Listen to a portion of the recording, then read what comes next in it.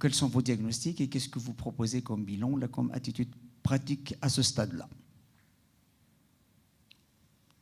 Donc, à ce stade-là, on peut penser soit à une détresse respiratoire transitoire, soit à une maladie des membranes hyalines, par l'hyperinsulinisme, soit une cardiopathie, bravo, parce que le diabète maternel prédispose aux cardiopathies, soit l'infection, très bien. Ok, quoi d'autre? Souffrance, très bien, parce que ce sont des macrosomes, très bien. Donc, quel bilan? Donc, qu'est-ce que vous proposez comme bilan? Radiothorax, quoi d'autre? Bilan inflammatoire, parfait, très bien. La radiothorax est là. Elle est de mauvaise qualité, bien sûr. Qu'est-ce qu'elle vous montre? Cardiomégalie. Donc, on a l'impression qu'il y a une cardiomégalie. Le bilan biologique, il est là. Hémoglobine à 20 grammes, plaquettes 48 000, classique, les thrombopénies chez les enfants de mère diabétique, classique, la polycythémie chez les enfants diabétiques avec un taux d'hémoglobine très important et ils font même des accidents thromboemboliques là-dessus, une acidose respiratoire, une CRP à 17 mg, pas très très élevée, une glycémie à 1,8 millimoles. Donc c'est une hypoglycémie. La définition de l'hypoglycémie, c'est inférieur à 2,2 millimoles. Alors, ce qui est tolérable. Et là-dessus, à ce moment-là, cet enfant il développe une hypoxémie réfractaire. Il devient tout bleu. Donc une hypoxémie réfractaire sous 100% d'oxygène, ventilation à max, enfin tout va mal. Et à ce moment-là, qu'est-ce qu'on fait? On fait une échographie cardiaque. La qualité de l'image est merdique, mais vous allez voir, ça c'est un ventricule gauche. Ce que vous voyez là, c'est la chambre de chasse du ventricule gauche. Ça c'est la paroi du VG, ça c'est le septum interventriculaire. Septum interventriculaire, habituellement, il fait à peu près 5-6 mm. Là, il doit faire... Là, le septum interventriculaire, il doit faire à peu près, vous voyez, plus de 1 cm. Là, c'est la paroi du VG, ça, la chambre de chasse. Inexistante. Donc, on est devant une cardiomyopathie obstructive. Il n'y a rien qui est éjecté par le VG. Donc, l'échocoeur montre une HTAP avec une cardiomyopathie hypertrophique obstructive. La fonction VG, elle est inexistante. Cet enfant, il est intubé, ventilé, il reçoit du surfactant. On lui met du monoxyde d'azote, on met de l'hémisuccinate d'hydrocortisone et il ne s'améliore pas. Qu'est-ce que vous allez faire après?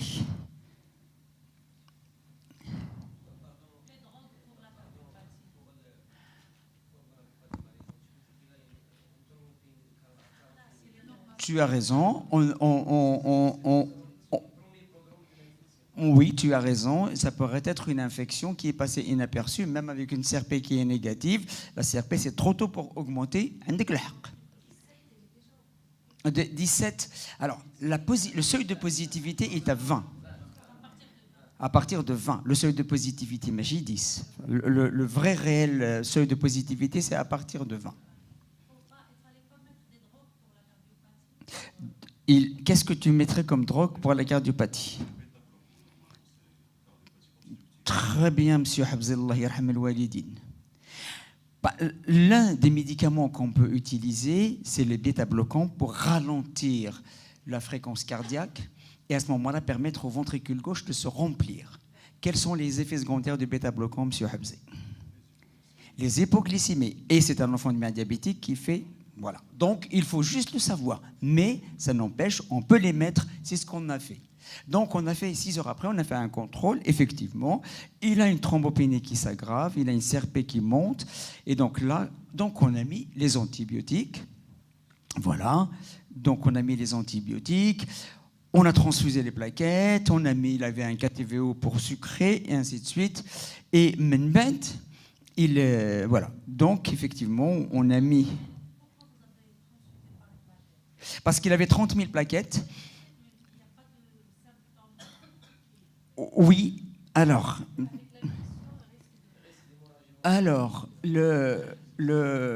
عندك الحق Mais les recommandations des sociétés savantes concernant une thrombopénie définie par un taux de plaquettes inférieur à 150 000.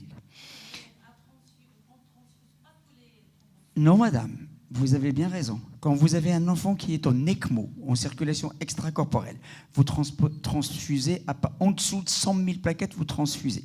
Quand vous avez un enfant en ventilation mécanique, en réanimation, vous transfusez en dessous de 50 000 plaquettes.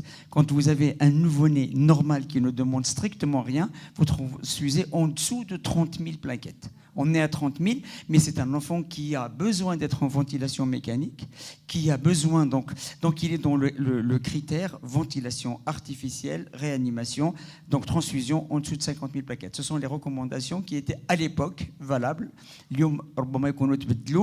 Mais les recommandations de l'époque, c'était en dessous de 100 000 en ECMO, transfusion, en dessous de 50 000 en réanimation, ventilation artificielle, transfusion, en dessous de 30 000 chez le nouveau-né qui ne demande rien à personne.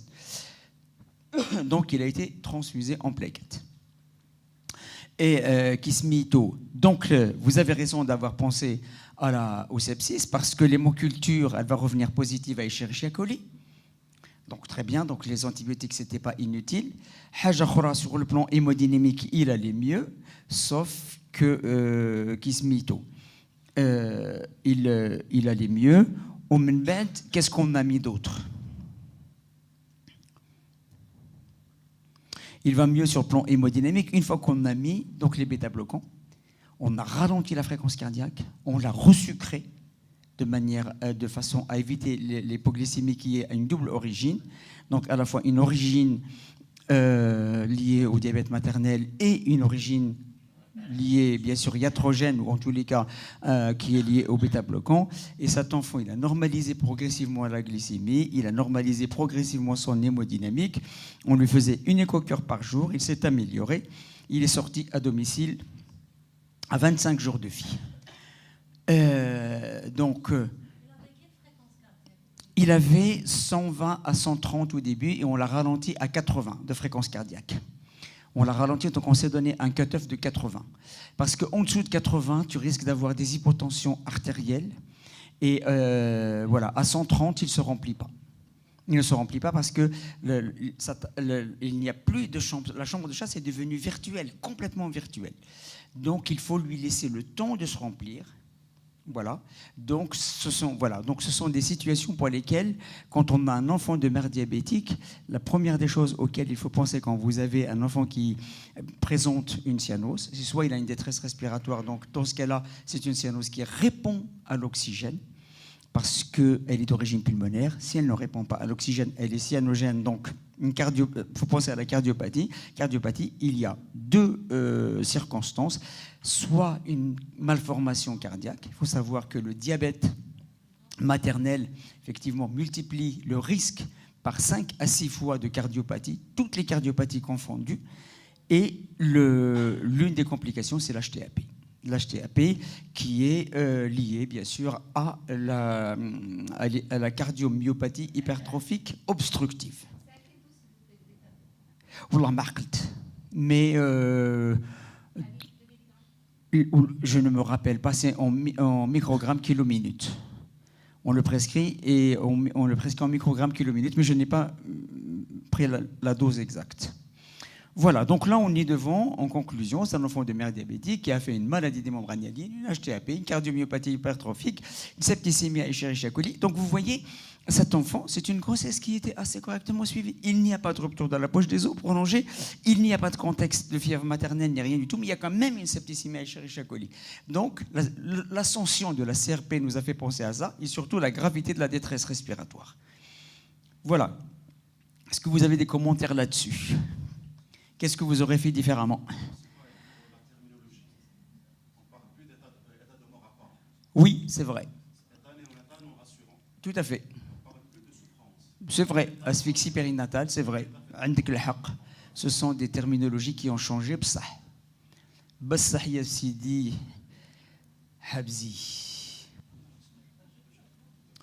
Alors, on va passer à un autre domaine. Nicolas.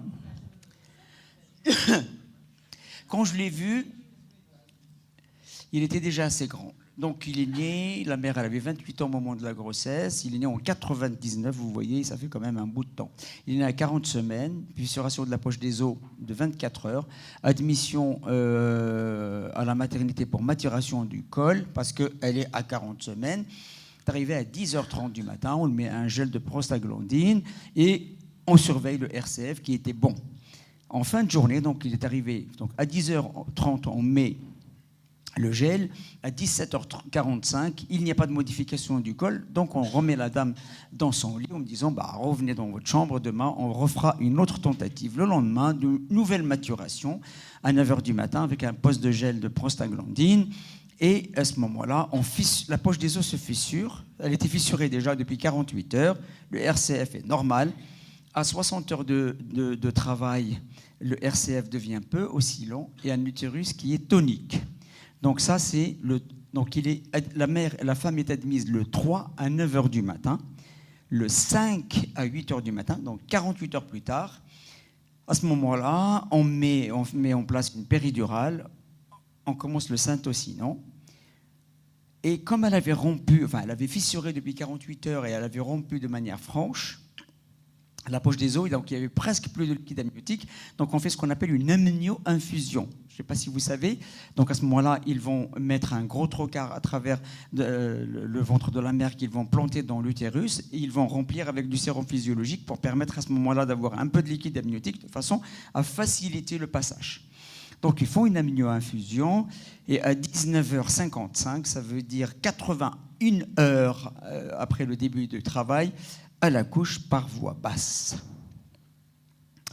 Un enfant qui pèse 3 kg 560 grammes, 50 cm, 35 cm, Apgar 9-10, il a une énorme bosse sérosanguine parce qu'un travail de 4 jours presque, voilà. La fontanelle est normotendue, une hémodynamique normale, tout va bien. Le 6, à minuit, donc il avait 15 heures de vie, je pense, non, 4 heures de vie. À ce moment-là, il commence à geindre, il tire un peu, mais bon, il est réactif. Il a bu 15 millilitres. À H8 de vie, il a une cyanose du visage pendant le sommeil. À l'examen clinique, il est tout à fait rassurant. Voilà, le médecin qui l'examine pense à un reflux, donc il dit pas de lait dans la bouche. Il lui fait une CRP qui est négative parce qu'il pense au sepsis après 4 jours pratiquement de rupture de la poche des os. Et il regarde pendant l'examen, il trouve que l'enfant, le nouveau-né, mâchonne. À H12, il fait quelques apnées. La bactérie est revenue négative. Et à 10h15, le lendemain matin, il fait plusieurs apnées et bradycardie, il est transféré. Pensez à quoi? Convulsion néonatale, quoi d'autre? L'infection, bravo. Parfait. Vous avez raison, le bilan est négatif, mais au début, la CRP, elle peut être négative et elle va monter par la suite. Donc, le prélèvement bactériologique est négatif au direct, donc on n'a pas encore les cultures définitives, parce que là, il n'a même pas 24 heures de vie. Donc, il y a en premier lieu le sepsis, deuxième lieu, les convulsions, troisième lieu, les hypoglycémies, ça peut donner cet aspect-là, convulsions sur hypoglycémie. Quoi d'autre? Souffrance neurologique, très très bien, l'asphyxie périnatale, parce qu'il y avait un travail très prolongé, même si le score d'Apgar était à 8-9, cet enfant avait une énorme bosse sérosanguine, il peut avoir des signes d'hypertension intracrânienne. Moi j'en ai vu des enfants qui avaient un décollement du cuir chevelu avec une énorme bosse sérosanguine qui ont convulsé là-dessus. L'hémorragie intracrânienne, l'hémorragie sous-arachnoïdienne, vous avez raison. Donc il y a énormément de diagnostics à évoquer. D'accord? Donc là, qu'est-ce que vous allez faire comme bilan? Radiothorax, très bien, quoi d'autre? Voilà, bilan biologique à la recherche d'une hypocalcémie, d'une hypoglycémie, une ETF, une acidose. Très bien, un EEG aussi. OK, à ce moment-là, l'enfant, comme je vous ai dit, il est intubé, transféré en réanimation. En réanimation, le médecin qui le voit, il dit « tout va bien ». La bactérie est négative, les paquets sont normales, le gaz du sang, vous voyez, il n'a pas d'acidose ni rien du tout. Qu'est-ce que vous demandez autre examen? Vous m'avez dit l'EEG. Le EEG, effectivement, on voit des décharges critiques postérieures gauche. Et à l'ETF, ils disent zone hypoéchogène, doute sur AVC. Et à ce moment-là, l'interne qui le voit, il en parle à la chef. Le chef dit, bon, écoute, appelle le radiologue, l'éco-TF, c'est un mauvais examen, appelle la radiologue. La radiologue, elle dit, bah, je fais un scanner, parce qu'elle cherchait une hémorragie cérébrale. Et le scanner dit, hypodensité de la substance blanche et centre semi-ovale gauche, doute sur une hypodensité frontale droite. Mais il laisse ça comme ça. Le scanner est un mauvais examen pour l'AVC néonatal. Il ne montre que s'il y a un signe hémorragique. En dehors du signe hémorragique, il ne peut pas différencier une ischémie ou non-ischémie. D'accord? À ce moment-là, très bien. Donc, il vaut mieux faire une IRM. Et quels sont les diagnostics à évoquer devant cet aspect-là? Donc, on peut évoquer une asphyxie périnatale. Bien sûr, une encéphalopathie sur une ischémie néonatale, parce que vous avez un EG qui monte des décharges, parce que vous avez une zone d'hypoéchogène, mais ça peut être de l'œdème cérébral, parce que vous avez des hypodensités de la substance blanche, ça pourrait être de l'œdème cérébral. Donc, on n'a rien de précis. Quel autre diagnostic à évoquer?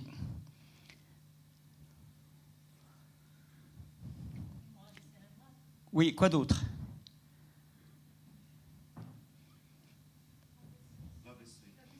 L'AVC néonatal. OK? Donc, ça pourrait être donc un AVC néonatal. Alors, c'est un AVC néonatal. Alors, il est dû à quoi cet AVC néonatal, selon vous? Voilà. Donc, l'AVC néonatal n'a rien à voir avec ces conditions d'accouchement. Ces conditions d'accouchement, c'est-à-dire un travail de 81 heures, une femme qui arrive en maternité, on la déclenche, enfin, on mature le col. En fin de journée, on lui dit, le col n'a pas bougé, rentrez dans votre chambre. Revenez le lendemain. Yallah, ga'dak l'akhor, amni infusion. Donc, ça n'explique pas l'AVC néonatal. Ça, c'est certain. Il n'y a pas de lien, même s'il peut y avoir des associations, mais le lien de causalité n'existe pas. Donc, l'AVC néonatal, il peut survenir en anténatal, il peut survenir en pernatal ou il peut survenir en postnatal. Donc, ça dépend des moments. Donc là, c'est très probablement ce qu'on appelle l'AVC périnatal, c'est-à-dire entre soit immédiatement avant l'accouchement, dans les jours ou les 24 heures ou là au moment pendant l'accouchement ou là immédiatement après l'accouchement. D'accord? Donc, ce sont des AVC ischémiques la plupart du temps. Ils peuvent être parfois hémorragiques ou mixtes. Il faut savoir que 50% des AVC néonataux, ce qu'on appelle nous néonataux, surviennent pendant la période périnatale. Parce que les manifestations cliniques d'un AVC, c'est généralement dans les premières 24 à 48 heures. Un enfant qui va bien à la naissance, qui s'adapte à la naissance et qui commence à convulser quelques heures après la naissance. Et pour pouvoir convulser quelques heures après, ça veut dire que le phénomène existe depuis au moins quelques heures, c'est-à-dire au moins 12 à 24 heures avant. D'accord? Parce qu'il faut un œdème cérébral, il faut une irritation, et ainsi de suite.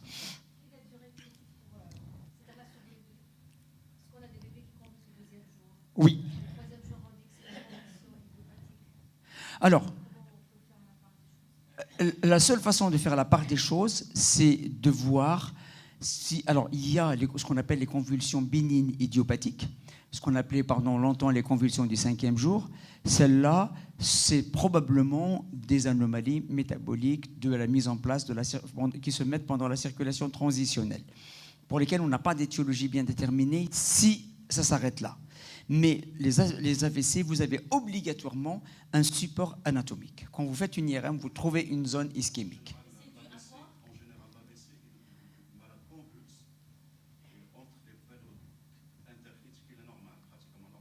Strictement normal. Il boit le sein, il boit son biberon, l'examen est strictement normal. C'est très rare qu'on trouve un déficit. C'est très rare qu'on trouve un déficit, par exemple une paralysie d'un membre ou la chihaja. Et même les convulsions, elles sont parfois frustes. Vous avez parfois un petit pouce qui bouge comme ça, hop, hop, hop, ou un œil qui bouge. Toc, toc. Et donc il faut vraiment le voir pour voilà. Donc là, c'est le EG qui a montré. Cliniquement, c'est un enfant C'est un enfant qui va bien, il fait des apnées. Et les apnées et les bradycardies, ce sont ce qu'on appelle des équivalents convulsifs. Ce sont des signes qui peuvent être des équivalents convulsifs. Absolument, ce sont des convulsions subtiles. Très bien.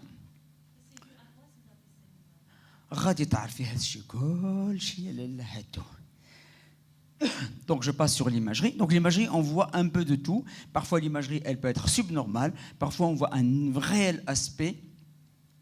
Voilà, donc cliniquement, c'est entre H12 et H72, 80% des cas, des enfants qui convulsent à cette période-là. Parfois, des enfants qui développent une encéphalopathie. Il y a des enfants qui ont, à ce moment-là, une altération de la conscience, ils sont hypotoniques, ils sont endormis. Voilà, donc on peut les appeler une encéphalopathie périnatale, qui n'est pas obligatoirement l'encéphalopathie asphyxique ou la anoxo-ischémique. Donc c'est une encéphalopathie toute simple. C'est l'IRM qui confirme le diagnostic. Donc, les mécanismes pathologiques qui sont de deux types. Le premier type auquel on pense, ce sont les contraintes au moment de l'accouchement. La plupart des enfants qui font des AVC, ils naissent par voie basse en présentation céphalique.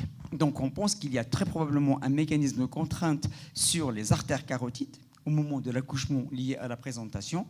Et quand on leur fait des échographies des artères carotides, on ne trouve pas. Donc ce sont probablement des phénomènes transitoires. Mais le mécanisme physiopathologique le plus probable, ce sont des emboles cérébraux qui vont partir qui migrent à travers la partie placentaire, la partie fétale du placenta. Donc, dans le placenta, il y a la partie maternelle et la partie fétale. Et donc, à partir de la partie fétale, il y a très probablement des emboles. C'est le mécanisme, en tous les cas, le plus valable. C'est des emboles qui migrent. Et comme on est encore en phase transitionnelle avec un canal artériel ouvert, avec un foramen ovale ouvert, voilà. Donc, à ce moment-là, il y a une migration avec un passage à travers avec les chantes et un passage direct de droite à gauche et de gauche directement vers le cerveau. C'est le mécanisme qui semble le plus probable. Donc le fait d'avoir des chantes, pourquoi c'est le mécanisme le plus probable? Parce que, en fait, c'est la période périnatale, c'est là où il y a le plus de risques d'accidents vasculaires cérébraux. Contrairement au grand enfant, ou contrairement, par exemple, même par rapport à l'adulte, les accidents vasculaires cérébraux, contrairement à ce qu'on pense, ils sont beaucoup moins fréquents chez les adultes par rapport aux nouveau-nés. La période néonatale, c'est la période la plus propice pour les AVC. Voilà, et donc quand on regarde histologiquement l'aspect du placenta, on s'aperçoit que finalement, il existe des marqueurs de chorioamniotytes dans 26% de cas, chez des femmes complètement asymptomatiques. Complètement asymptomatiques. Vous avez une réaction inflammatoire du placenta, évocateur de chorioamniotytes, et la chorioamniotite, elle prédispose à la migration des emboles. On trouve également parfois, alors parmi les facteurs de risque, le sexe masculin. Souvent, ce sont des garçons. Deuxièmement, une césarienne en urgence. Ça veut dire que quand vous faites une césarienne en urgence, vous avez à ce moment-là plus facilement une migration d'emboles. Parce que voilà, je ne connais pas très bien le mécanisme. L'hypoxie perpartum, c'est le cas. Donc ce fœtus, il a eu un travail très prolongé, quelques anomalies du rythme cardiaque fœtal. Troisième chose, c'est les nulliparités, celles qui ont leur premier enfant. C'est le cas de cette femme. C'est son premier enfant. Donc le risque est multiplié par 9 quand vous avez la primipare. Donc voilà. Donc ce sont des facteurs de risque. Et puis il y a les autres facteurs qui prédisposent, qu'on cherche tout le temps, qu'on trouve très très très rarement. Donc les facteurs qui prédisposent, c'est tout ce qui est déficit en protéine C, protéine S, anomalies du fibrinogène, les anomalies de l'androtrompine 3, les anticorps anticardiolipines, les anticorps anti-lupus, les mutations du facteur 5 de Leiden. Et puis, à un moment, on cherchait les maladies métaboliques. On n'a pas trouvé de corrélation avec les accidents vasculaires cérébraux et les maladies métaboliques, en particulier celle qui était la plus recherchée, c'est l'homocystéinémie. Et on n'a pas trouvé de réel lien. On trouve qu'il s'est un peu plus élevé, mais le lien n'est pas établi de manière claire. Le déficit en bêta-oxydation, voilà, les causes infectieuses. Donc les méningites prédisposent, normal, parce qu'il y a des thrombus des sinus veineux, puis les chorioamniotites. Et là, on n'est pas dans le cas de chorioamniotites. Voilà, donc je pense que je vais passer sur celle-là pour l'imagerie, c'est l'IRM qui est aidante. Voilà, je passe là-dessus, toc, toc, toc. Il y a d'autres pathologies, il y a les infarctus veineux périventriculaires, il y a les malformations artério-veineuses, il y a les thrombus de sinus veineux. Donc il faut chercher à peu près toutes les causes. Mais quand vous avez une IRM qui est évidente, qui vous montre qu'il y a un AVC, c'est un AVC. Alors, est-ce que tous les AVC évoluent bien? Non. Malheureusement, pratiquement la moitié des enfants qui ont des AVC peuvent avoir des séquelles. Soit des séquelles motrices, soit parfois des séquelles cognitives, et des enfants qui peuvent avoir un réel handicap avec une infirmité motrice et cérébrale. Et voilà, donc qui vont développer une épilepsie. Donc cet enfant, il a développé une épilepsie extrêmement pharmacorésistante. Donc il a eu un premier traitement par de la dépakine, il a eu un deuxième traitement par dépakine plus Keppra, plus dépakine plus Keppra, plus je ne sais pas quoi d'autre. Il a eu une chirurgie de l'épilepsie, une première fois une chirurgie de l'épilepsie avec un effet transitoire, et il avait une deuxième chirurgie de l'épilepsie sur un AVC. Vous voyez, un AVC pour lequel habituellement on considère que c'est une pathologie qui n'est pas spécialement très grave, mais parfois elle est franchement handicapante. Donc l'AVC, ce n'est pas quelque chose de bénin. Comment? Oui. Alors, cet enfant, il est né en 99. Maintenant, il a 24 ans. Donc il a suivi une scolarité normale jusqu'à l'âge de 10-12 ans, quelque chose comme ça, jusqu'au bac. Il a passé le bac, il a raté son bac, et à ce moment-là, il a suivi une filière de formation professionnelle avec une épilepsie il faisait beaucoup de crises. Il faisait entre 50 et 60 crises par jour. Et des crises qui sont des crises très brèves, de quelques secondes, parfois quelques minutes. Et il avait des types de crises très particulières. Ce sont des crises qui sont liées au bruit. C'est-à-dire que si je tape sur le micro et qu'il est dans la salle, il va tomber, il va faire une crise qui va durer 10 secondes et il va se lever. Il va continuer son travail. Et des crises motrices.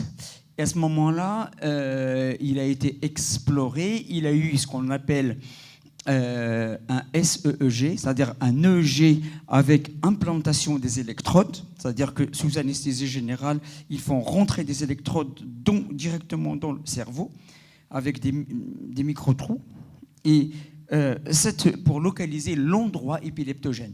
Donc une fois qu'ils ont localisé l'endroit, il a eu une chirurgie, donc ils ont décollé cette partie-là. Il s'est amélioré pendant quelques années et après, il a récidivé. Donc, il a eu une nouvelle cure de chirurgie et au moment de l'anapathe, ils ont trouvé qu'il y avait une espèce de dystrophie du tissu qu'ils ont retiré. On ne sait pas si cette dystrophie du tissu qu'ils ont retiré, est-ce que c'est elle qui est congénitale et qui a généré Hadak al-Khor ou la secondaire aux épilepsies répétées. Ou là à l'AVC. Donc on ne sait pas. Voilà. Est-ce qu'il y a des cas plus frustes, c'est-à-dire pas de problème parce qu'on reçoit des nourrissons, donc à dire 3, 4, 5 mois avec des hémiparésies, avec aux explorations, donc les mêmes images. Est-ce que c'est des cas frustes, peut-être quelquefois des accouchements à domicile? Excuse-moi, deux petites... Allez-y, allez-y. Oui, je suis dans la salle. Est-ce que tu peux répéter ta question? Est-ce qu'il y a des cas, je dirais, d'AVC plus frustes, c'est-à-dire qui ne sont pas vraiment diagnostiqués à la naissance? Oui. Parce qu'on reçoit des nourrissons avec des hémiparésies ou là, des monoparésies, oui, avec des images cérébrales. Est-ce que ça peut être des cas? Oui. Il y a des enfants pour lesquels ils vont bien. C'est rétrospectivement, quand tu demandes aux parents, tu fais le diagnostic devant quoi? Tu fais le diagnostic devant une atrophie d'une zone cérébrale sur une IRM, parce qu'à l'âge scolaire ou là, quand il va faire du sport ou là, et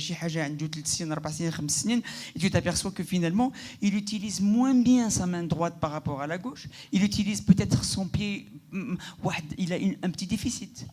minuscule. C'est-à-dire que quand tu vas tester sa force musculaire, il y a une petite asymétrie. Et quand tu vas faire l'IRM, tu vas trouver qu'il y a une zone qui est atrophique. Et à ce moment-là, tu dis, il a fait un AVC très probablement en période périnatale qui est passé complètement inaperçu. C'est un enfant qui va bien, qui a bien mangé, qui a bien grandi, qui a bien été scolarisé.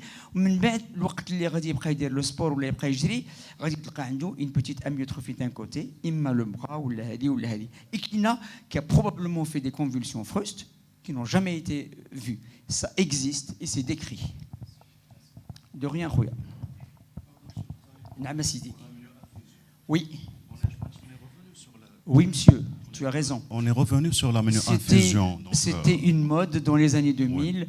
On a participé à une étude multicentrée quand j'étais à Saint-Vincent-de-Paul et on est revenu là-dessus parce qu'on n'a pas trouvé d'efficacité remarquable. C'était essentiellement dans les liquides dans quand le liquide amniotique est méconial. Donc l'amnio-infusion, c'était pour transformer un liquide épais en liquide moins épais pour éviter l'inhalation. En fait, ça ne marche pas. Bismillah. هذه التالية كاع. Oui. C'est pas la dernière, mais je commence par celle-là. Et alors là, je vais vous raconter deux cas cliniques. Cas clinique numéro 1. Une petite fille qui est née à 39 semaines, 3 kg 500 grammes, grossesse normale, accouchement voie basse, par siège, travail 6 heures, bradycardie fétale à dilatation complète. C'est ce qu'on appelle les ralentissements de l'expulsion. C'est comme ça que ça a été étiqueté, à 60 par minute. Examen fait par la sage-femme. Oui, en fin de à dilatation complète, hop, elle bradycarde brutalement à 60 par minute. La sage-femme qui l'examine, elle dit « Ah, il y a quelque chose qui bat au niveau du vagin. » Procidence du cordon. Voilà, procidence du cordon. Ah oui, procidence du cordon. Donc à ce moment-là, confirmé par l'obstétricien, toc, à ce moment-là, il va regarder, il examine, il ne trouve pas de pouls. Donc il dit, c'est un cordon qui ne bat plus, donc il faut faire une... Qu'est-ce qu'il fait? C'est une présentation de siège.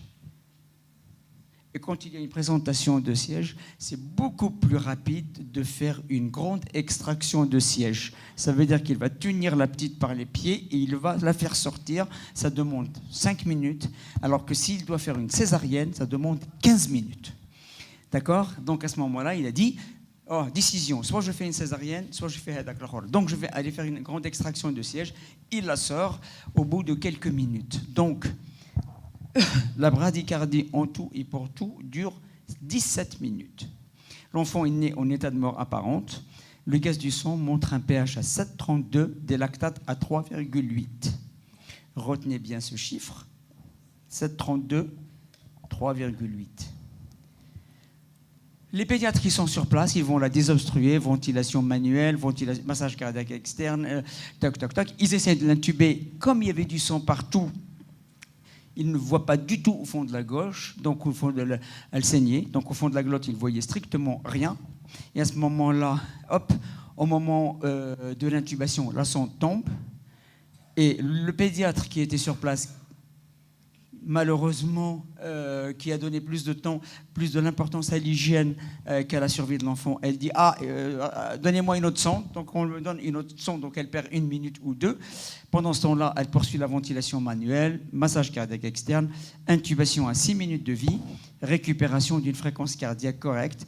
Le pH est à 6,8, base excess moins 22. Acidose métabolique sévère. Le premier pH était à 7 avec un bas excess, avec un lactate à 3,8. Alors qu'est-ce que vous pensez? Oui.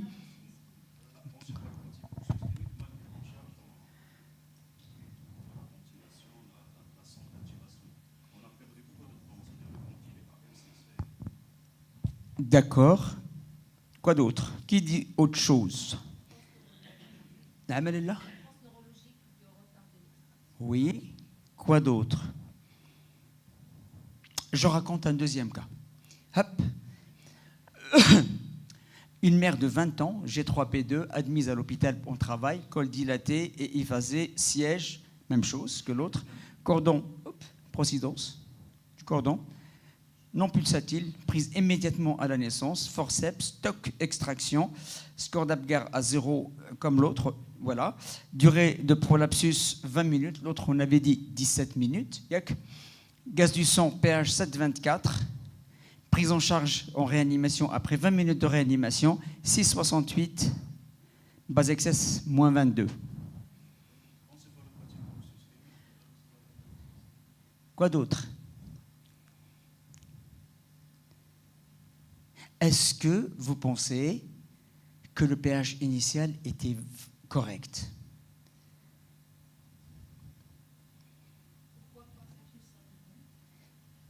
Pourquoi pas? Pourquoi pas? Qui pense que le pH initial était correct dans les deux cas? Lève la main. Qui pense qu'il n'était pas correct? Lève la main. C'est plus facile. Donc, alors je vous explique. La situation, moi je l'ai vécue, j'étais sollicité pour expertiser les deux cas. En contre-expertise, la première expertise qui a été faite, elle est faite par des gens méga connus. Ils étaient patrons quand j'étais interne en culotte courte. Ils ont conclu qu'il y a une prise en charge postnatale qui est mal faite alors que l'enfant est né en bon état, avec en état de mort apparente. On ne dit plus état de mort apparente, mauvaise adaptation à la naissance avec un score d'Apgar à 0,0. Ils ont dit oui, mais le pH était correct. 7,24, c'est un très bon pH, 7,24. Base excess, lactate à 3,8, on est dans les normes. Donc la prise en charge postnatale est 100% responsable de la situation de cet enfant. Et quand j'étais contacté par le Khor, et c'est Denis de Victor qui m'a donné ce dossier parce qu'il l'a pris, le dossier en contre-expertise, je ne sais pas quoi leur répondre. Écoute, donne-moi le dossier, pas de souci, je vais regarder.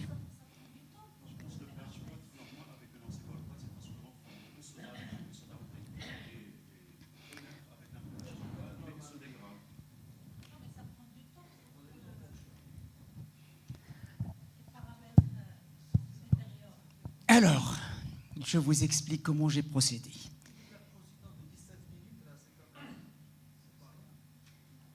Qui parle?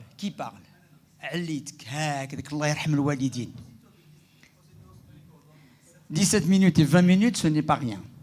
Donc, tu ne peux pas dire c'est un pH normal après 17 minutes de précédence. Et c'est vrai, tu as raison. Et c'est comme ça que j'ai procédé. Goultena, en 3 minutes, elle va passer de 7,24 à 6,68, alors qu'elle est ventilée, massée.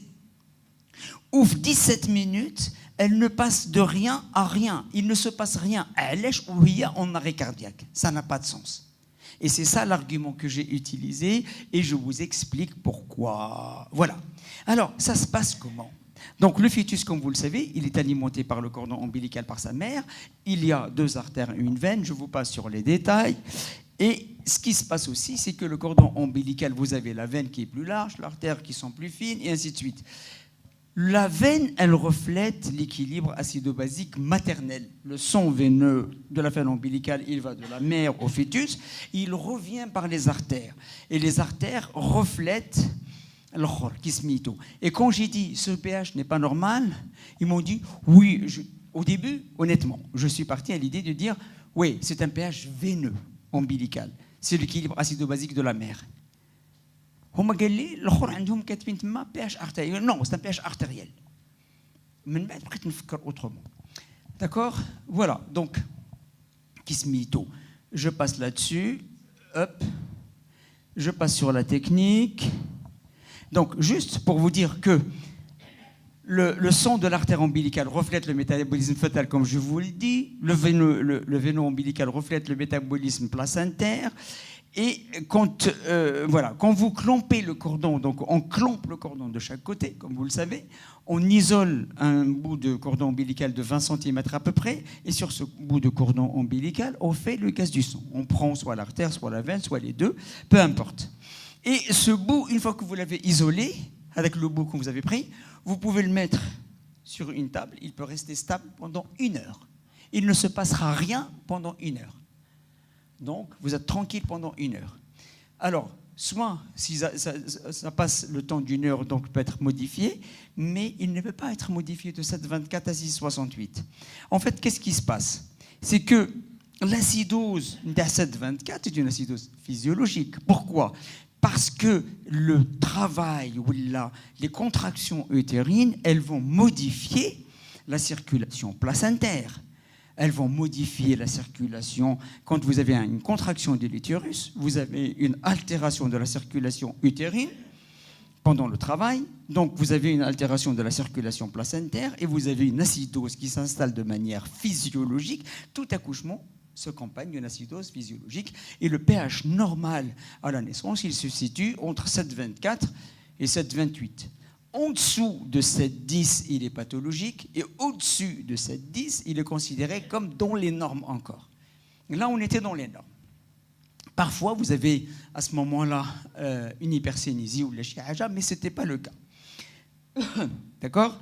Donc, dans ce genre de situation, nous avons à ce moment-là, donc je passe. Je vous ai dit que le pH est considéré comme pathologique lorsqu'il est inférieur à 7.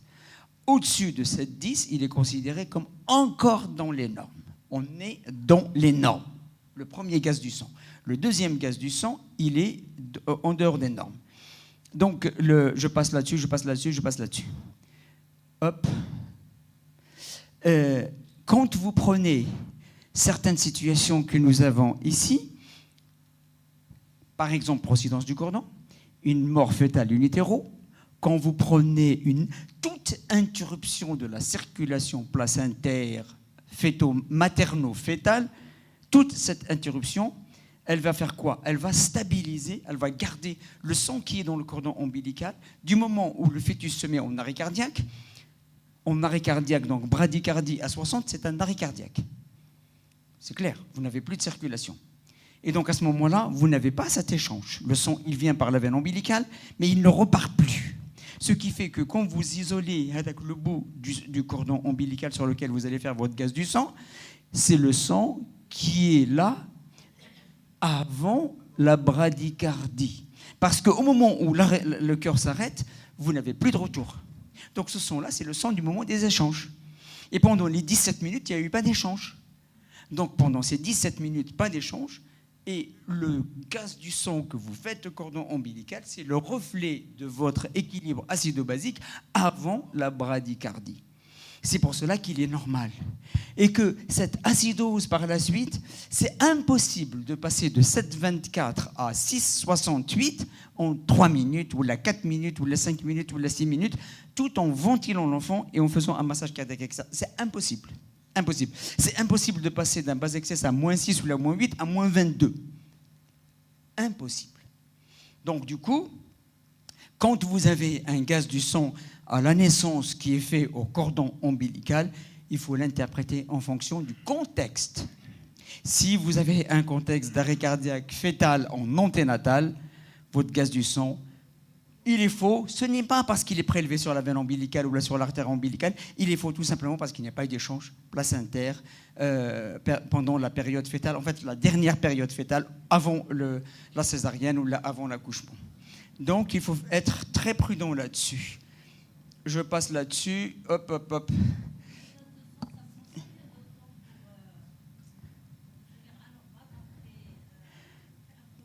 Après un problème d'adaptation. Alors, un gaz du sang, par exemple, alors, tout dépend de la circulation que tu peux établir. Par exemple, si tu prends un enfant à la naissance et que tu commences rapidement à faire... Pendant les 3 premières minutes, il ne se passera pas grand-chose. C'est-à-dire que tu vas passer le pH à la naissance sur le cordon ombilical est entre 7,24 et 7,28. Le bas excess, il est moins 6, moins 8. Les lactates, entre 2,5 et 4,5. Ça, c'est dans les normes. Tous les accouchements physiologiques sont à peu près dans cette norme-là. Dans les 2-3 minutes, 4 minutes, c'est très difficile de... Voilà. Donc ton pH, il va baisser à combien? Il va baisser de 7,24, il va baisser à 7,21, 7,19, 7,18. Ton bas excess, il va passer de moins 6 à moins 8 ou la moins 10. Tant que le bas excess est inférieur à moins 12, tu es dans les normes physiologiques. Et tes lactates, ils vont passer de 3,5 à 5,5. Tu es encore presque dans les normes. C'est au-delà de 5 minutes que ton acidose s'installe de manière, sauf si ton malade est complètement asphyxique. Ça veut dire que tu ne l'as pas aspiré, que tu ne lui as pas permis d'avoir un peu d'oxygène. Mais si tu lui permets d'avoir un peu d'oxygène et tu l'aspires et tu libères les voies aériennes, ton pH, il va baisser progressivement, très lentement, et tes lactates, ils vont augmenter très lentement. Il ne peut pas avoir cette espèce de switch on, switch off. C'est impossible. Donc c'est ça qui m'a permis. Donc je passe là-dessus. J'ai sauvé la vie des pédiatres. Et les pédiatres, ils étaient très contents. Et خويا انا عندي مشكل مع هذا الاورديناتور ديالك لان ما عنديش لابيتود. Alors, est-ce qu'il faut utiliser le gaz du sang artériel ou le veineux? Peu importe. Peu importe. Quand vous prenez la cinétique des deux, elle est exactement identique. C'est-à-dire ils ont la même courbe. Vous avez la même courbe de pH, IMA artériel ou la veineux, avec un tout petit décalage. Est-ce qu'on prend les lactates artériels ou la veineux? C'est exactement le même profil. Ça ne change rien. Est-ce qu'il faut utiliser le bas excess au lieu du lactate? Non. Le bas excess, on l'utilise, mais c'est un faux... comment il s'appelle le bas excess, il est obtenu par un algorithme. Le bas excess, on ne le dose pas, on le calcule. C'est un calcul qui est fait par un algorithme. Alors que le lactate, ça se dose. Le meilleur reflet de l'acidose, c'est le lactate, le pH et le lactate. Le pH, l'inconvénient du pH, c'est qu'il bouge très rapidement. Le pH, en quelques minutes, il peut se modifier. Les lactates, ils sont très stables. Donc l'intérêt principal, c'est l'acide lactique, parce que l'acide lactique, c'est vraiment le reflet du métabolisme aérobie ou anaérobie. Bas excess, c'est un algorithme, donc on s'en fout. Mais ceux qui sont intéressants, c'est le pH, sachant que le pH, il peut se modifier très facilement, alors que les lactates sont plus stables. غادي نشوفوا واحد آخر هذاك هو. On va passer à un autre domaine. Le délai de normalisation des lactates après une souffrance fétale caractérisée. Alors, les lactates, contrairement au pH, ils mettent du temps. Alors, la normalisation des lactates se fait entre 3 et 5 heures. Entre 3 et 5 heures. Alors que le pH, il peut se normaliser en quelques minutes. Enfin, une heure, tu as normalisé ton pH. Tu peux passer d'un pH à 7,10 à 7,30 en une heure ou la deux. Alors que les lactates, si tu as des lactates à 11, il te faut à peu près 3 heures ou la 4 heures ou là pour passer à des lactates à 8. Et il te faut 6 heures pour passer des lactates à 6. Il te faut à peu près 9 heures pour passer à des lactates normaux. Donc, la clearance des lactates, elle nécessite beaucoup de temps par rapport au pH. Le pH, il est beaucoup plus facilement... Voilà. Donc, c'est pour cela qu'on fait les deux. On dose le khor. Le pH, il est le reflet de la circulation, de la macrocirculation. Alors que les lactates sont le reflet de la microcirculation. Tu peux avoir une augmentation des lactates tout simplement parce que tu as une circulation mésentérique qui est moins bonne. Tout simplement. Alors que ta tension artérielle est très bien, ton enfant pisse, mais tant que ta circulation mésentérique reste basse, tes lactates, ils vont rester élevés. Parce qu'il y a un métabolisme anaérobie qui se fait quelque part. Donc les lactates sont beaucoup plus le reflet de la microcirculation par rapport au pH. Je pense que c'est le dernier cas et on s'arrête. Ou on continue, c'est comme vous voulez. Moi, j'ai le temps. Donc Ennio, c'est un petit garçon qui est né à 3,5 kg à terme, 34 cm PC, pH au cordon 7,25, donc dans les normes, score d'Apgar 10, à l'examen en salle de naissance, il va bien, aucun souci, tout va bien. Dans les premières 24 heures, il vomit jaunâtre, et il n'a pas émis son méconium. Qu'est-ce que vous pensez et qu'est-ce que vous aurez fait?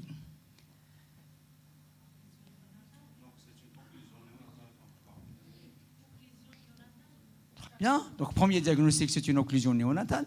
Le premier diagnostic auquel vous allez penser, c'est quoi?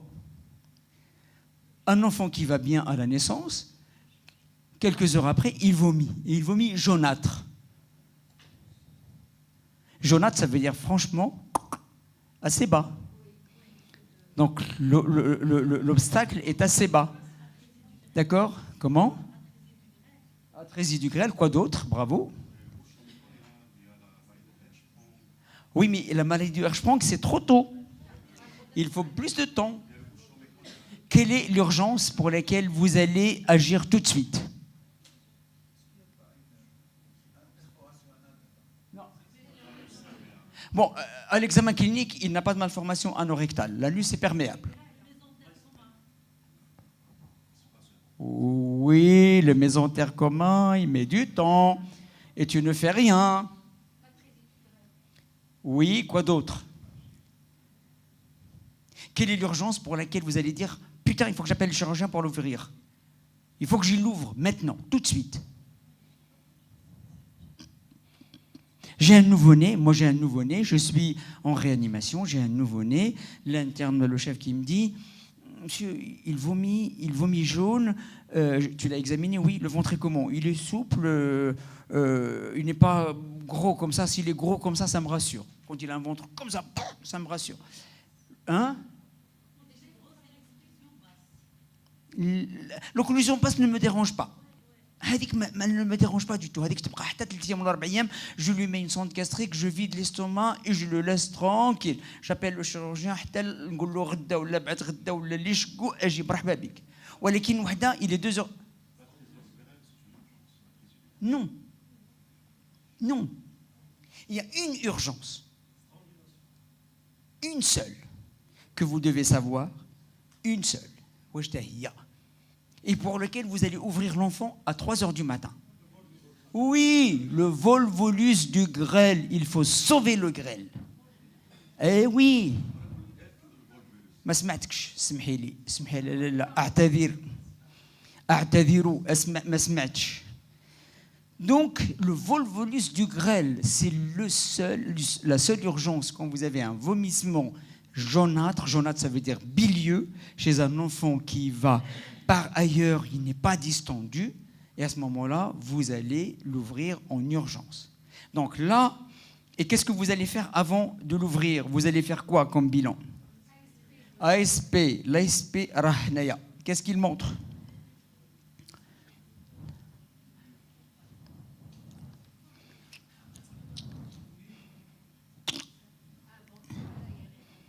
Oui, un ventre mal aéré. Quoi d'autre?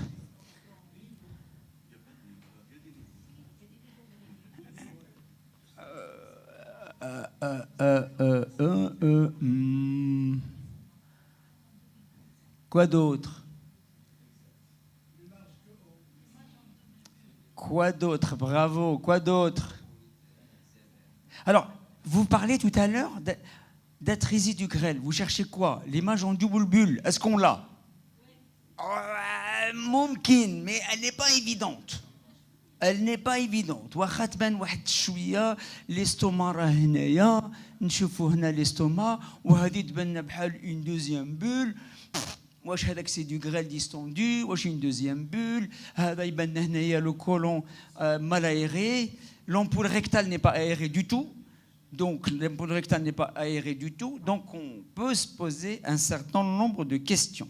Donc voilà ce qu'on avait dit à l'époque. On a dit ok, l'estomac, on le voit. Duodénum, on le voit. Il n'y a pas de pneumatose. Ça peut exister. Les entérocolites, voilà. Les anses grêles, on les voit. Elles existent. Voilà, pas d'aération colorectale. Quelqu'un a parlé du bouchon méconial, il a raison. On peut dire, sauf que le bouchon méconial, tu ne vomis pas tout de suite.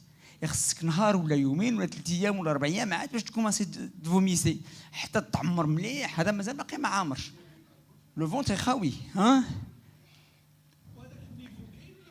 واحد شويه كاين ولكن مش سي با ce qui prédomine. Oui. Donc c'est un niveau qui est grélique. كاينه الاستاذ. OK. Donc donc on a dit c'est un syndrome occlusif. Indiscutablement, un enfant qui vomit jaune, il est occlus. Il n'y a pas beaucoup d'air. L'occlusion peut être soit organique, soit fonctionnelle. Organique, chez Haja Msdouda, fonctionnel, chez Haja Maddouz, vous savez, mais ça va passer avec le temps. OK? Donc c'est comme ça qu'on a réagi. On a dit, alors il faut éliminer les choses les plus graves. Le volvulus. Est-ce que c'est un mésentère commun? Mais allez, j'ai le mésentère commun, mais surtout le volvulus. Qu'est-ce que vous allez faire pour éliminer le volvulus? Écho-Doppler, couleur, très bien. Et là, vous allez voir l'image, le tourbillon avec l'artère et la veine qui sont arrondis. Donc vous allez dire, il y a un volvulus, j'appelle le chirurgien, il l'ouvre. OK? Menbed, on va regarder les causes fonctionnelles. Fonctionnel, vous avez tout ça. L'ilius méconial, vous avez la maladie de Hirschsprung, vous avez le POAC, vous avez donc un certain nombre de choses. Il n'est pas hypotrophe, il est à terme, il pèse 3,4 kg, il mange, il a bien mangé. Et quand on compare par rapport à d'autres, on va dire, ah bah très bien, l'atrésie duodénale, l'image en double bulle, l'atrésie jéjunale, l'image en double bulle avec la distension, l'atrésie iléale, il y a les niveaux, là il y a le niveau, tu fais Sid Ahmed Aziz. Donc, voilà, on n'est pas dans ce contexte-là. Ce n'est pas un volvulus, donc ce n'est pas. Donc, qu'est-ce que vous allez faire?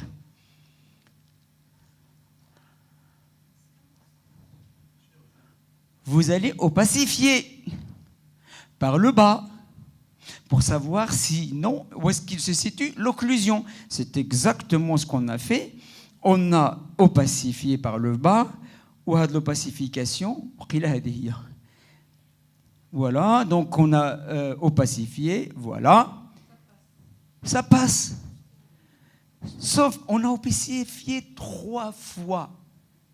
3 fois. Première opacification, on est monté, ça coince.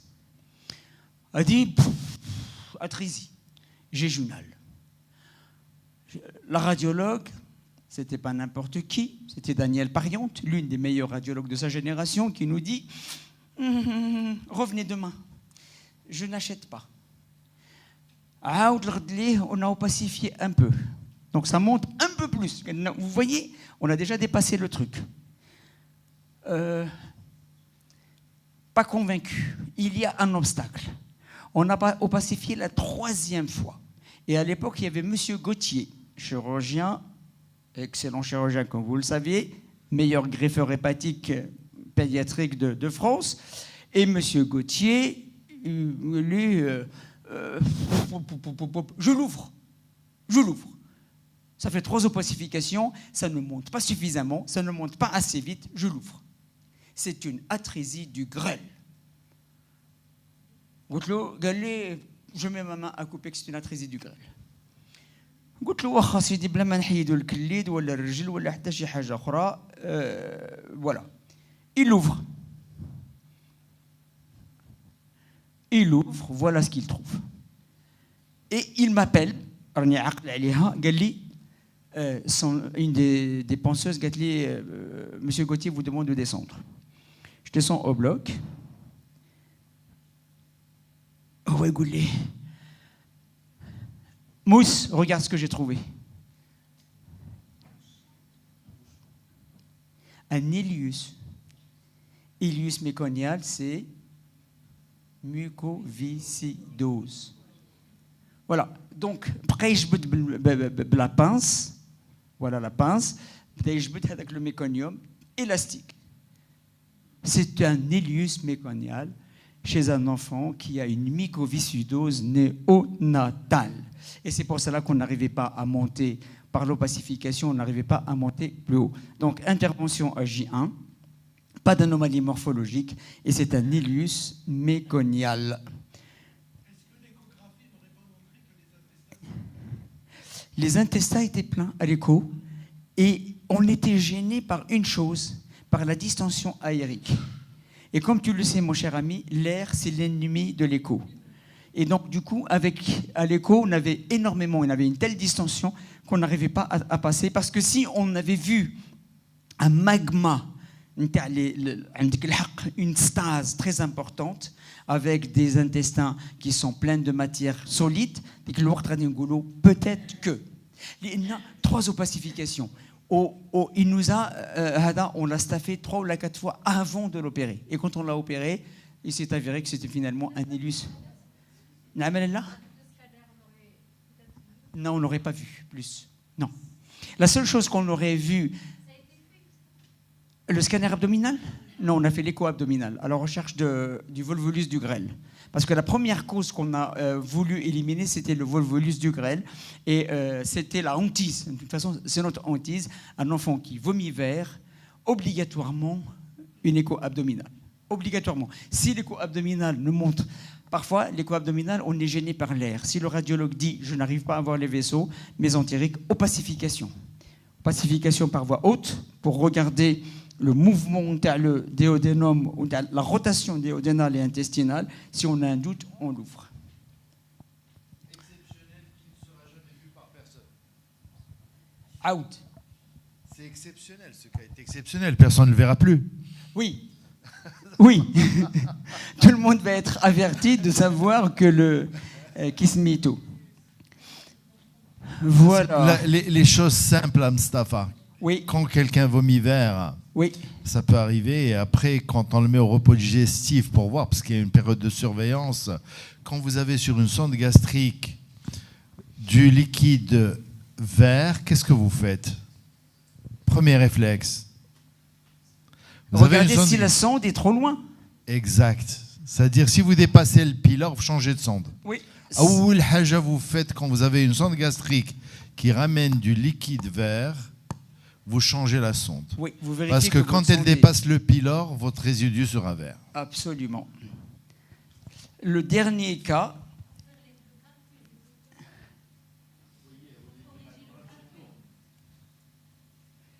Alors, un nouveau-né, 8 jours de vie. 8 jours de vie. Il vient en réanimation, il est hospitalisé parce qu'il est tachycarde, il est essoufflé, il est tachypnéique, il n'arrive pas à boire, et il a des signes d'insuffisance cardiaque droite avec un gros foie. Les bouts périphériques sont perçus partout, et il a une turgescence des veines du jugulaire comme une insuffisance cardiaque droite. Vous pensez à quoi et vous faites quoi? Canal artériel, oui. Quoi d'autre? Les pouces sont amples. Il est à terme, il est sorti chez lui, il revient à 1 semaine de vie. Donc on est devant quelle situation? Situation d'insuffisance cardiaque droite. On n'a pas encore d'OAP, donc on n'a pas d'insuffisance cardiaque gauche. On a une hépatomégalie, turgescence des veines jugulaires, et on n'est pas encore en stade d'œdème diffus ou l'échihaja. Donc, vous allez demander quoi comme examen? Premier examen. Radiothorax. Est-ce que tu as des pouls ou tu n'as pas de pouls? Oui, les pouls, ils existent. En bas. Les pouls, ils existent. Ils existent toujours. Ils existent. Ce sont des pouls pulsatiles, bien perçus. Tous les deux, tous les 4. Les 4. La radiothorax est là. Donc vous avez quoi? Une cardiomégalie. Yak. Vous avez... Donc là, on voit qu'il a un cathéter central. Il a une sonde d'intubation. Vous avez la carène qui est qui est un petit peu ouverte. Vous avez une cardiomégalie. Et vous n'avez pas de signe d'OAP. Un petit peu. Enfin, en tous les cas, ce n'est pas ce qui prédomine. Donc, on est devant une situation d'insuffisance cardiaque droite qui arrive à J8 de vie, chez un nouveau-né qui, par la suite, allait très bien et qui brutalement arrête de boire et ainsi de suite. Vous pensez à quoi? Effectivement, le canal artériel, ça se discute. La coarctation de l'aorte, ça peut se discuter aussi. Si vous avez un canal artériel,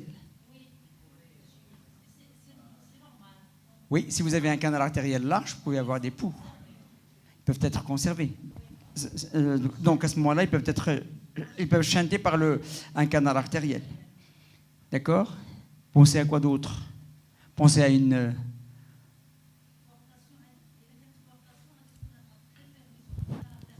Yes.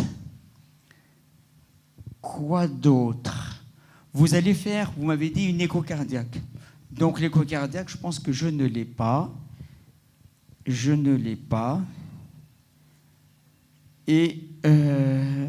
Mais elle montre, je vais vous donner, elle montre des signes d'insuffisance cardiaque droite et gauche, avec un VD dilaté, un VG légèrement dilaté, hyperkinétique, et avec un débit cardiaque supérieur à la normale, qu'on appelle un VG hyperkinétique. Ça vous oriente? Non, ça ne vous oriente pas. Alors, quand vous allez examiner cet enfant, vous allez examiner comment? Examiner, ouais. Le diagnostic a été fait par une assistante, mon âge, qui est très bien, qui est très bonne clinicienne, qui ne sait pas faire l'écho. Elle n'a jamais fait d'écho. C'est la seule qui ne sait pas faire de l'écho dans le service. Elle l'a examiné minutieusement. Donc vous allez chercher le foie, elle l'a trouvé. La turgescence, elle l'a trouvé. Vous allez regarder les œdèmes méthodiquement. Elle a ausculté pour chercher un souffle. Elle a regardé les poux, comment? Elle a ausculté le foie, elle n'a pas trouvé de souffle. Ah, bravo, Naama Sidi. Hattahiya. Elle a ausculté le crâne. Je pense qu'il y a... Donc, elle a mis sa main sur la fontanelle pour savoir si la fontanelle, elle est daïra. Parce qu'il y a, peut-être un choc septique ou la chihaja, نشوف la fontanelle, est-ce qu'elle est tendue ou la chihaja, et elle avait l'impression que la fontanelle, elle vibre. Il y a quelque chose qui bouge au niveau de la fontanelle. Elle ausculte, elle a un souffle au niveau de la fontanelle. D'accord? Donc, c'est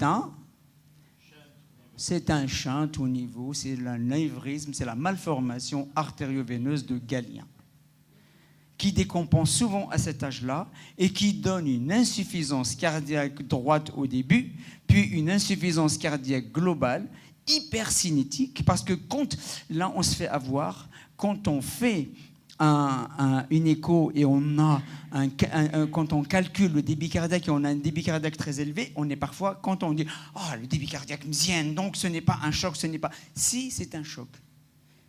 Parce que là, vous avez exactement le même mécanisme qu'un canal artériel. Vous avez un retour très rapide avec un vol. Donc vous avez une ischémie basse, avec une mauvaise circulation basse, une insuffisance cardiaque, et vous avez du sang qui tourne sur place, avec un cœur qui se dilate, parce que vous avez un vol.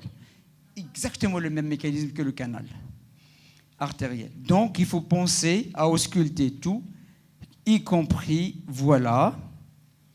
Et quand on a fait l'écho cérébral, voilà ce qu'on a trouvé. On a trouvé une énorme malformation vasculaire cérébrale qui est évocatrice d'une malformation de Galien. Et quand on a fait l'écho, il y avait des signes d'HTAP avec, vous voyez, un VD qui est dilaté, un VG qui est écrasé et un septum droit de type 2, le septum interventriculaire qui est là, le VD, le VG. De type, voilà, donc c'est une HTAP.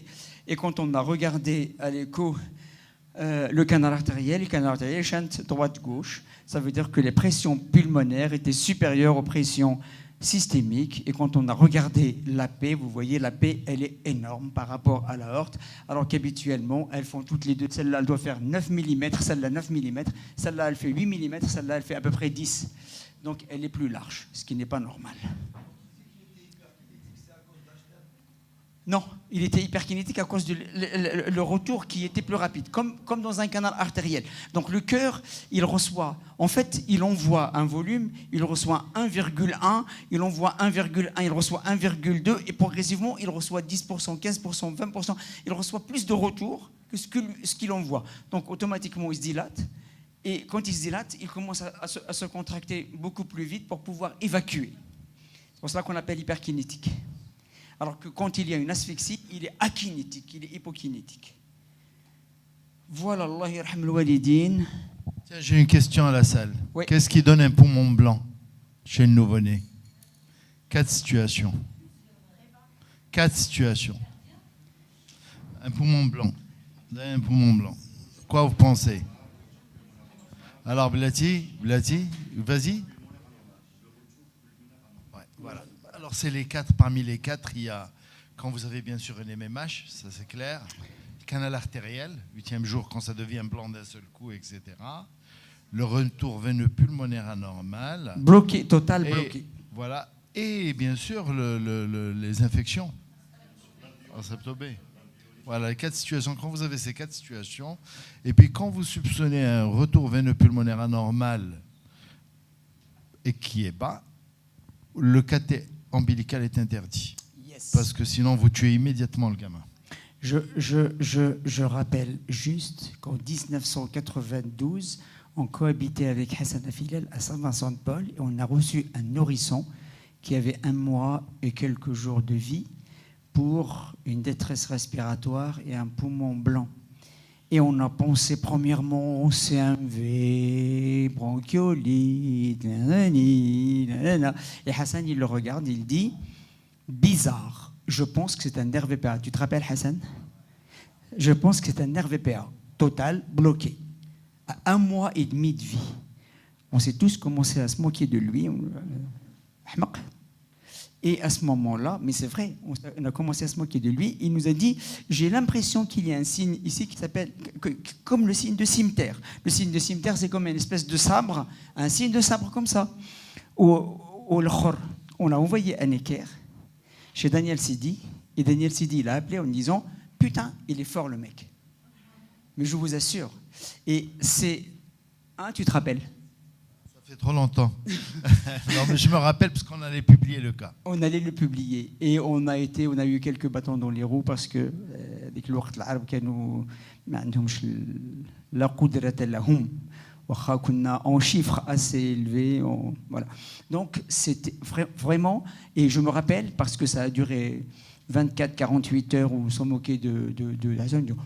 RVPA, 1 mois de vie. T'as déjà vu un RVPA à 1 mois de vie? Il a dit, moi je n'ai pas vu, mais symptomatologiquement, tel que je le vois, un poumon blanc comme ça, avec un signe de cimeterre, plus un enfant qui est en hypoxémie, pour moi c'est un RVPA. Au final, c'est un RVPA total bloqué.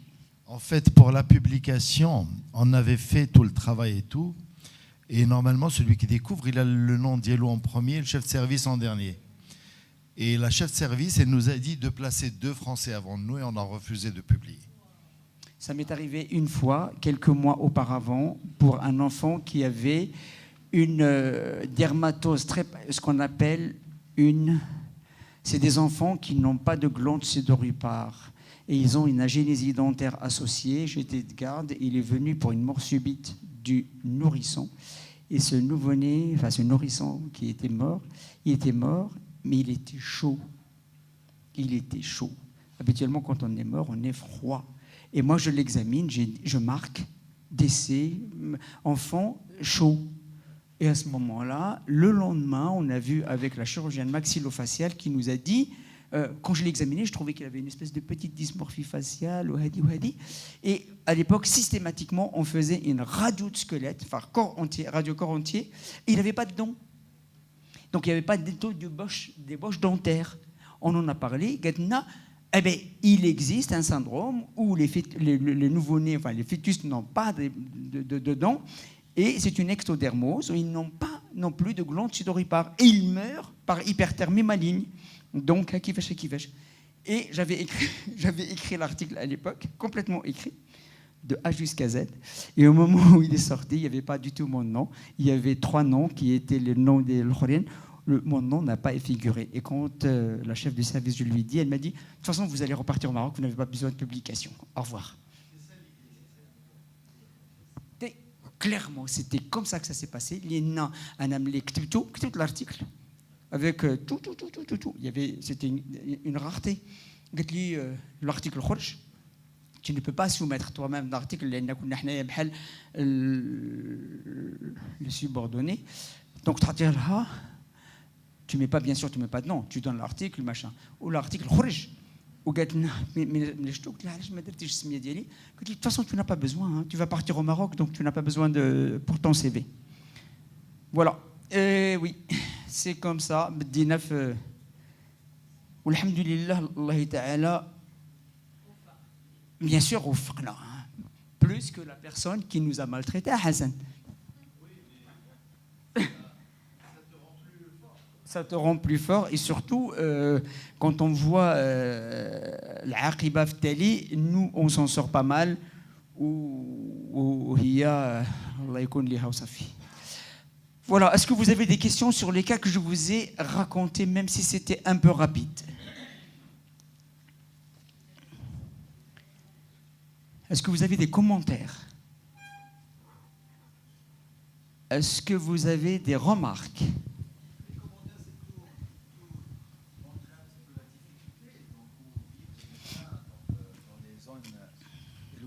Ou là, dans les centres qui ne sont pas équipés. Donc, vous voyez comment la procédure, donc la prise en charge, donc les diagnostics évoqués, ce n'est pas toujours évident. Là, donc, quand vous avez parlé, donc, vous avez fait une contre-expertise à ce méthode. Donc, c'est a posteriori, donc on réfléchit quelquefois. Mais devant donc, le cas, ce n'est pas toujours évident. C'est-à-dire qu'il Aziz, tu vois, pour les deux patients pour lesquels Denis de Victor m'a sollicité. هو شو قال لي تعرفوا واش غادي دير ولا لا غادي تاخذ منهم واحد 1000 اورو وسير فوالا انا قال لي جو ساش هكذا والله العظيم قال لي جو ساش خذ منهم واحد 1000 اورو اللي نبغوا لا كونتر اكسبرتيز وسير صفر. Mais je ne suis pas, j'ai commencé à chercher, je me suis dit il y a quelque chose qui ne va pas. Et après quand j'ai exposé à Denis, il était étonné. Oh, il a utilisé avec le modèle que je lui ai donné, il a utilisé plusieurs fois après en me disant, et à chaque fois il me dit, Mousse, je te remercie. Franchement, tu m'as rendu un service en faisant penser à Hadal Khor. Donc ce sont des choses qui... La même chose, c'est vrai que quand on est dans une équipe pluridisciplinaire avec les chirurgiens, avec les radiologues, et qu'on a des staffs, parfois on a 2 staffs par jour, c'est beaucoup plus facile de dire a posteriori, quand on est tout seul, on ne peut pas. On peut pas.